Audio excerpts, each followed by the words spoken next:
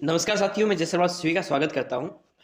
YouTube पर अभी हाल ही फिलहाल में मैंने बहुत सारे वीडियोस देखे। उनमें क्या है कि संस्कृत तो सभी बता रहे हैं, संस्कृत के जो इंपॉर्टेंट क्वेश्चंस जो हैं वो सभी बता रहे हैं।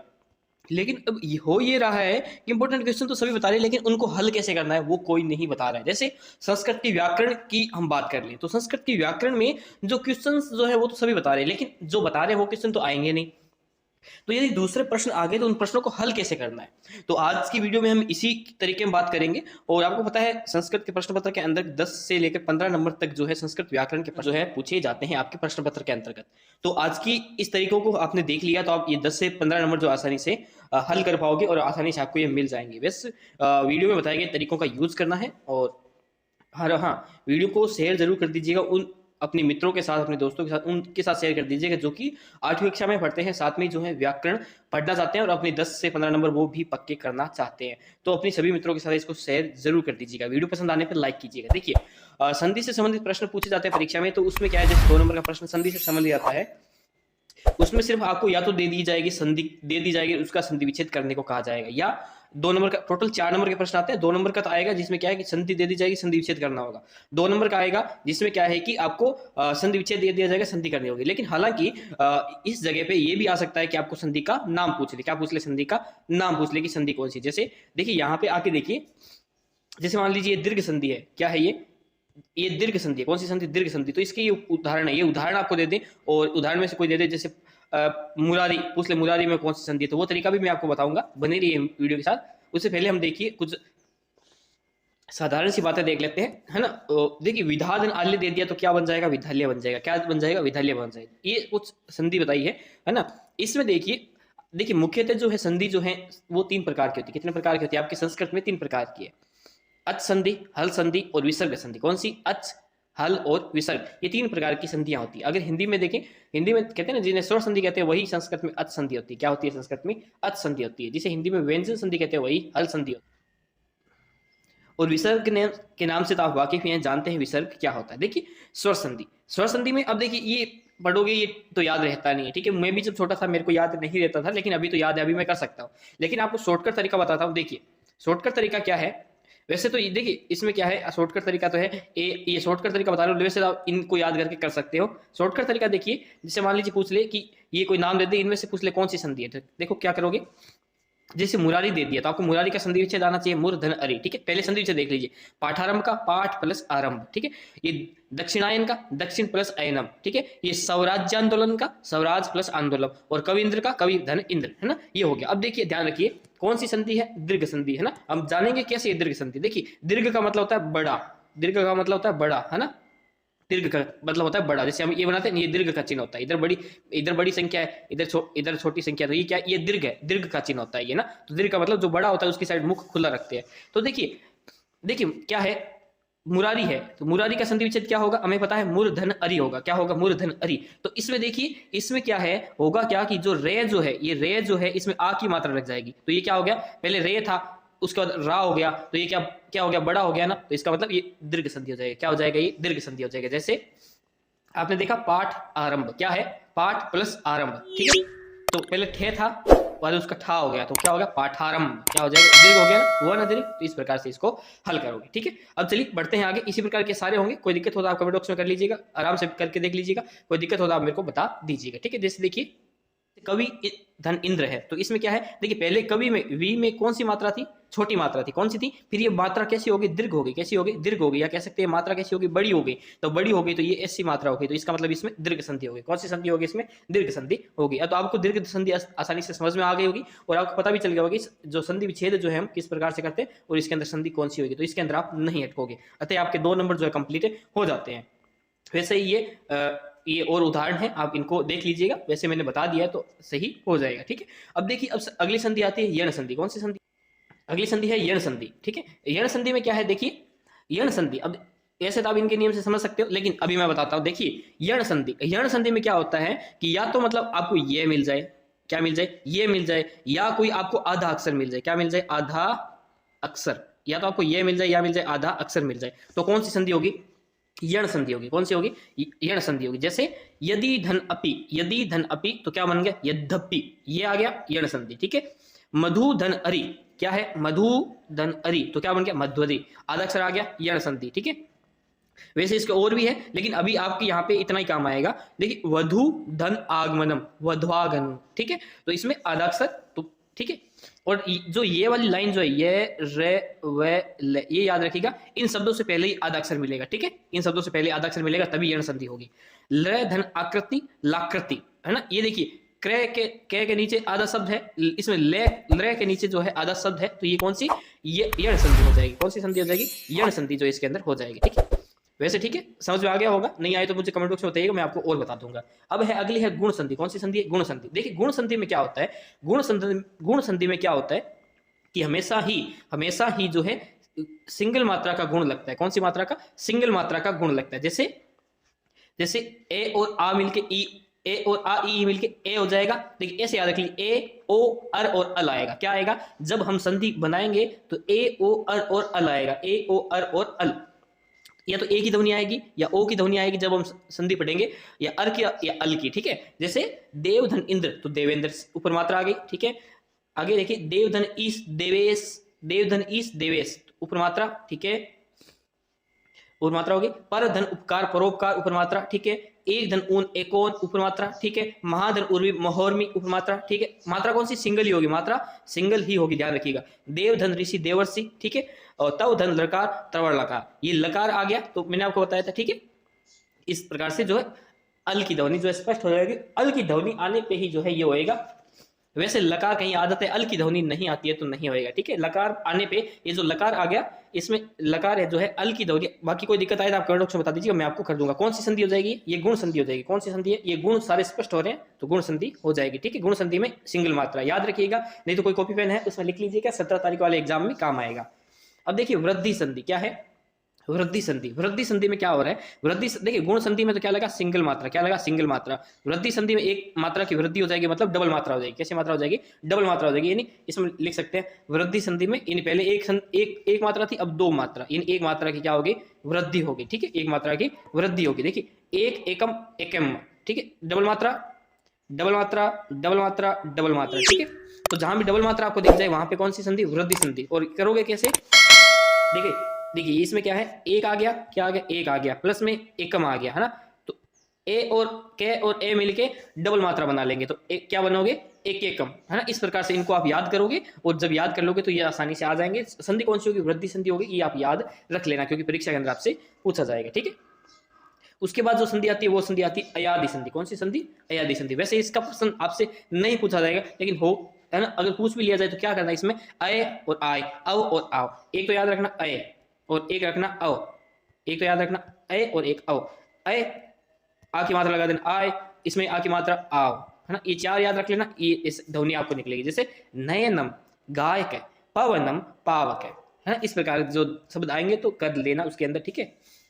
और ध्यान रखिएगा इसमें देखिए अनम अके, अनम अके, इस प्रकार के अक्षर देखने को मिलेंगे। तो कौन सी, अयादि संधि। कौन सी, अयादि संधि। एक वैसे भी याद रखते हो, इसमें भी ए आगे और जिसमें ए आगे वो अयादि संधि होती है। लगभग 99% चांस यही रहता है, 99% चांस। बढ़ते हैं हम, अब आगे है उपसर्ग की तरफ। कारक से वैसे छोटे मोटे पूछे जाएंगे, कोई दिक्कत नहीं लेनी है इसमें। देखिए उपसर्ग की तरफ बढ़ते हैं।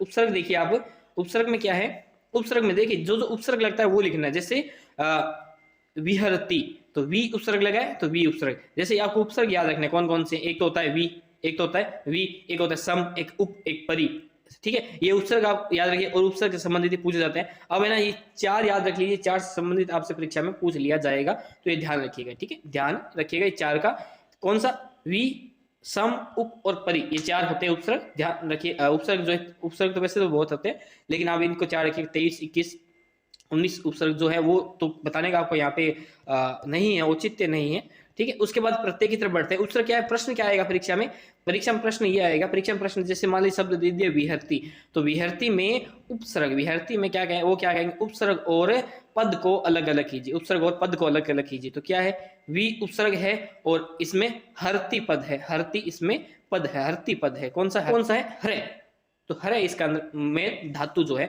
वैसे अब हरती के स्थान पर यदि है लिखोगे तो ज्यादा बेस्ट आपका जो आंसर होगा, ज्यादा बेस्ट आपका जो आंसर होगा। यदि मैं इसका थोड़ा कलर चेंज करूंगा, मुझे ऐसा लगता है कलर थोड़ा इसका मुझे परिवर्तन करना चाहिए कलर का, क्योंकि थोड़ा सा अच्छा नहीं दिखा, सम धन हरे कर लोगे संगति हो जाएगा। जो हरती हरती जिसके पीछे है उनमें हरे हरे लिखना है, हरती हरती जिनके पीछे हरे हरे लिख देना तो ज्यादा बेस्ट लगेगा आपके, ठीक है। हरती में हरे लिख देना ज्यादा बेस्ट रहेगा आपके लिए। अब देखिए प्रत्यय की तरफ बढ़ते हैं। प्रत्यय देखिए उपसर्ग जो होते हैं, जैसे मान लीजिए कोई शब्द है, उपसर्ग तो उसके आगे लगेगा। जैसे मान लीजिए कोई शब्द है तो इसके आगे जो लगेगा वो तो होगा उपसर्ग, और जो पीछे जो लगेगा वो होगा प्रत्यय। क्या होगा? प्रत्यय, है ना।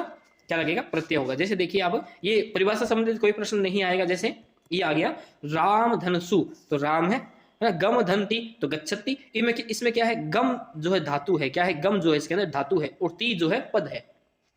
इस प्रकार से शब्द आएगा। जैसे अब पूछ ले, ये तो है विभक्ति से संबंधित। क्या है? विभक्ति से। अब ये कृत प्रत्यय, कौन सा प्रत्यय है ये? क्या दे दे? पठनम। अब पूछ ले कि ये जो पठनम शब्द है, पठनम शब्द का प्रत्यय बताइए। पठनम शब्द में प्रत्यय बताइए। तो पठनम शब्द में कौन सा प्रत्यय है? ल्युट प्रत्यय है।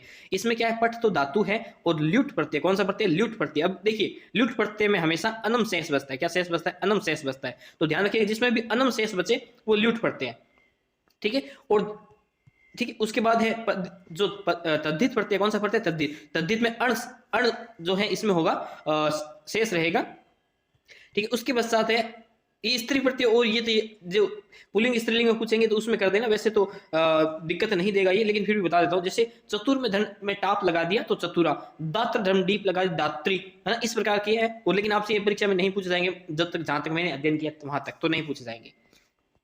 तो इस प्रकार से जैसे देखिए ये पूछे जा सकते हैं परीक्षा में, कत्वा, लेप, तुमुन, ये प्रत्यय पूछे जा सकते हैं। तो ये इनको सारों को एक साथ में ले लेता हूं और देखते हैं। ये आपको बताता हूं। जो कत्वा प्रत्यय है, कत्वा प्रत्यय है उसमें जो है त्वा अपने को किसी वाक्य के अंदर दिख जाए तो वो कत्वा प्रत्यय होगा। क्या होगा? कत्वा प्रत्यय होगा। जैसे गम धन कत्वा तो गत्वा, तो ये कत्वा प्रत्यय हो गया। पट धन कत्वा तो पटित्वा। आपको प्रश्न दो प्रकार से पूछेगा। कैसे? एक तो ये दे देगा गत्वा और कहेगा इसमें प्रत्यय अलग करो, तो कत्वा प्रत्यय इसके अंदर। एक दे देगा गम धन कत्वा, तो बताइए कौन सा पद बनेगा, कौन सा शब्द बनेगा? तो गत्वा बनेगा। ये दोनों प्रश्न आपसे पूछ सकता है। दोनों तरीके से आपको जो तैयारी करनी पड़ेगी, तभी आपके जो 4 नंबर आपके यहाँ पे कंप्लीट हो जाएंगे। कितने? 4 नंबर। दो नंबर का आएगा, 2 नंबर का पूछ लेगा, गत्वा देके पूछ लेगा कौन सा इसके अंदर प्रत्यय जुड़ा है, वो हो जाएगा। और 2 नंबर आपसे जो है पूरा ये दे देगा गम धन कत्वा, तो पद बनाने को दे देगा, वो 2 नंबर का। तो इस प्रकार से 2 2 और 4 नंबर आपके हो जाते हैं, ठीक है। ऐसे पठ धन कत्वा तो पठित्वा, और हस धन कत्वा तो हसित्वा, ठीक है। ये शब्द बन जाएगा, ठीक है। इसमें कोई दिक्कत नहीं होनी चाहिए। अब देखिए ये क्या है? लेप प्रत्यय। क्या है? लेप प्रत्यय है। लेप प्रत्यय में जो क्या होगा, जो भी शब्द लिखेंगे उस शब्द के पीछे वाला शब्द जो होगा वो तो पूरा आएगा, लेकिन उसके पहले वाला शब्द क्या होगा? आधा होगा। क्या होगा? आधा जो होगा उसमें अधिकांश चांस रहेगा, 99% चांस रहेगा कि लेप प्रत्यय होगा। क्या प्रत्यय होगा? लेप प्रत्यय होगा। लेकिन उसमें कत्वा वाला पहले रूल लगा के देख लेना, ठीक है। अगर कत्वा वाला नहीं लगे तो उसमें कौन सा प्रत्यय? लेप प्रत्यय ही होगा। जैसे परिधन त्यज, प्लस में लेप हो गया, परित्यज्य जो है हो जाएगा वि धन हस धन लेप हो, जो विहस्य हो जाएगा, ठीक है। विहस्य में लेकिन प्रत्यय आप जो है ध्यान रखिएगा। जैसे उप धन गम जो है और लेप प्रत्यय लगा दिया तो उपगम्य हो जाएगा। क्या हो जाएगा? उपगम्य हो जाएगा, ठीक। क्या शेष रहेगा? ले। जैसे ले मैंने ये बताया, तो इसका मतलब कोई भी आधा अक्षर प्लस में ये अंत में आएगा तो वो क्या आएगा? लेप प्रत्यय हो जाएगा। आधा अक्षर कहीं दिखा देते तो वो हो जाएगा लेप प्रत्यय। कौन सा प्रत्यय हो जाएगा? लेप प्रत्यय। वहीं पे तुमुन प्रत्यय, तुमुन प्रत्यय में अंत में आपको किसी भी वाक्य के अंत में तुम दिखाई दे दे। क्या दिखाई दे दे? तुम दिखाई दे दे, है ना। तुम दिखाई दे दे तो हो जाएगा तुमुन प्रत्यय। जैसे अब इसमें क्या, जैसे मान लीजिए 4 नंबर का होता है, 4 नंबर का होता है, तो 2 नंबर का तो पूछ लिया जाए, ने तुम दे के पूछ लिया जाए कौन सा प्रत्यय, तो आप बता दोगे तुम शेष रह गया तो तुमुन प्रत्यय है। और ऐसे मान लीजिए ऐसे पूछ लिया, ये नी धन तुमुन दे दिया तो ने तुम बनेगा, तो क्या है? तो ये ने तुम बना दोगे, नी तो नी बन गया। और आपको पता है होता है तो उसमें क्या है? नी जो भी शब्द होगा अगर उसमें कोई मात्रा लगी है तो एक ही मात्रा में परिवर्तित हो जाती है, एक ही मात्रा में परिवर्तित हो जाती है, ये ध्यान रखिएगा। तो नी का ने हो गया और तुमुन का प्रत्यय तुम जो है इसका शेष रह गया तो ने तुम हो जाएगा। वैसे ही चल धन तुमुन तो चली तुम, ठीक है। चल धन तुमुन तो चली तुम, चलने के लिए। पढ़ धन तुमुन तो पढ़ी तुम, ठीक है। इस प्रकार से कर लेना। कोई दिक्कत होता है मुझे कमेंट बॉक्स में बता दीजिएगा। अब देखिए कुछ प्रश्न जो है आपके शब्द रूप से संबंधित भी आपसे पूछे जा सकते हैं, तो वो शब्द रूप जो है आपको याद करने पड़ेंगे और मैं कुछ बताने का आपको प्रयत्न करता हूं, शायद आपको समझ में आ जाए। जो सर्वनाम शब्द हैं पूछा जा सकता है, ये कौन से हैं, कैसे शब्द हैं, ये पूछा जाता है कि जैसे मान लीजिए कोई शब्द जैसे दे दिया आवाभ्याम, क्या दे दिया? आवाभ्याम दे दिया। पूछ लिया कौन सा है, तो द्विवचन है। इस प्रकार से प्रश्न है। जैसे मत दे दिया तो कौन सा प्रश्न है? एक वचन है या बहुवचन है, एक द्विवचन है, कौन सा है वो पूछ लेता है आपसे। तो ये आपको जो है याद करने पड़ेंगे और इसमें विभक्ति कौन सी है वो भी आपको जो है याद करनी पड़ेगी, ठीक है। इस प्रकार का प्रश्न आपसे परीक्षा में पूछ लिया जाएगा और आपसे कहेगा इसमें विभक्ति कौन सी है, इसमें जो है वचन कौन सा है। तो इस प्रकार के प्रश्न आपसे पूछ लिए जाते हैं, तो ये तो आपको याद करने ही पड़ेंगे। तो इसमें कोई भी नहीं है वैसे कोई दिक्कत नहीं है, मुझे नहीं लगता, लेकिन हाँ कोई दिक्कत हो तो आप मुझे कमेंट बॉक्स में बताइएगा, तो फिर इसका जो है हल जो है करवा देंगे अपने, ठीक है। एक वचन में सिर्फ एकता का बोध होगा, देखिए एक वचन में क्या होगा, सिंगल का बोध होगा, सिंगल का बोध होगा, सिंगल का बोध हो रहा है, ठीक है। द्विवचन में डबल का बोध हो रहा है, दो या दो से अधिक जनों का बोध हो रहा है ना। और बहुवचन में क्या है, बहुत जनों का बोध हो रहा है, ठीक है। द्विवचन में क्या होता है, अधिकांशतः तो दो जनों का बोध होता है, लेकिन कभी कभी दो से अधिक भी लोगों का बोध होता है, जैसे युवा, यू यो वाम, ठीक है। तो ये इस प्रकार से, जैसे मान लीजिए कोई शब्द दे दिया तवत, तो ये कौन सी विभक्ति है, इसमें पंचमी विभक्ति है, तो उस प्रकार के प्रश्न आपसे पूछे जा सकते हैं परीक्षा के अंतर्गत, तो इनको जो है ध्यान रखिएगा। यही आगे की तरफ बढ़ते हैं, और देखिए इसमें स्त्रीलिंग वाले प्रश्न है ये, और ये स्त्रीलिंग वाले प्रश्न आपसे परीक्षा में पूछे जाएंगे। ये 1 नंबर का होगा तो दिक्कत नहीं लीजिएगा ज्यादा, 1 नंबर का है और आप आसानी से कर दोगे, मुझे पता ये हो जाएगा आपका, क्योंकि आगे ऑप्शन होगा तो आप जो इसको कर सकते हो। ये स्त्रीलिंग वाले पुल्लिंग वाले प्रश्न जो आगे आप आसानी से कर दोगे, ठीक है। इसके बाद में देखिए ये धातु रूपाणी वाले प्रश्न, कौन से धातु रूपाणी, जैसे मान लीजिए कोई प्रश्न दे दिया और पूछ लिया ये कौन सा है, जैसे मान लीजिए खदाव दे दिया, ठीक है। कोई भी प्रश्न, कोई भी कुछ भी आगे कुछ शब्द है, प्लीज पीछे आव जोड़ दिया, क्या जोड़ दिया, आव जोड़ दिया, तो वो कौन सा वचन होगा, द्विवचन होगा। कौन सा वचन है और कौन सा है, उत्तम पुरुष है। पुरुष कौन सा है, पूछ ले आपसे पुरुष कौन सा है, तो उत्तम पुरुष है ना। और जो पूछ ले वचन कौन सा है, तो द्विवचनम, ठीक है। एक याद कर लीजिए, इनमें से देखिए एक याद कर लीजिए, तो ये याद कर लीजिए या ये याद कर लीजिए, कौन सा एक याद कर लीजिए और आपको आसानी से आ जाएगा। अगर आप इसका याद कर लेते हो तो इससे संबंधित जो भी आएंगे उसमें ये याद होगा, तो आप लगा के देखोगे तो आपको जो आसानी से पता चल जाएगा। अगर लट लकार वाला याद होगा तो आप उसको लगा के देखना, आप जो है आसानी से याद हो जाएगा। यदि लंग लकार वाला होगा तो इसको लगाओगे क्या, द्विवचन होगा। तो उस प्रकार से एक याद कर लीजिएगा, एक याद करोगे तो आपको आसानी से जो आ जाएगा। इतने जो भी लकार और कुछ भी आएंगे तो आप जो उसके अंदर कर दोगे, ठीक है। तो उसी प्रकार से अब देखिए संख्यावाची से प्रश्न कुछ पूछे जाते हैं, लेकिन अधिकांश प्रश्न जो है संख्यावाची से, वैसे अविश्वास जो है बहुत कम चांस है कि संख्यावाची से प्रश्न पूछे जाए, लेकिन फिर भी इसको जो है थोड़ा बहुत याद कर लीजिएगा, और कहीं कोई दिक्कत आए तो मुझे बता दीजिएगा, वैसे दिक्कत आपके इसके अंदर आएगी नहीं, ठीक है। इस प्रकार से आपका व्याकरण का पोर्शन जो है इसके अंदर कंप्लीट हो जाता है। लेकिन फिर भी यदि मेरे से कुछ छूट गया, वैसे मैंने कुछ छोड़ा तो नहीं है, लेकिन कुछ छूट गया तो आप मुझे जो है बता दीजिए। तब तक के लिए जय हिंद, जय भारत, वंदे मातरम।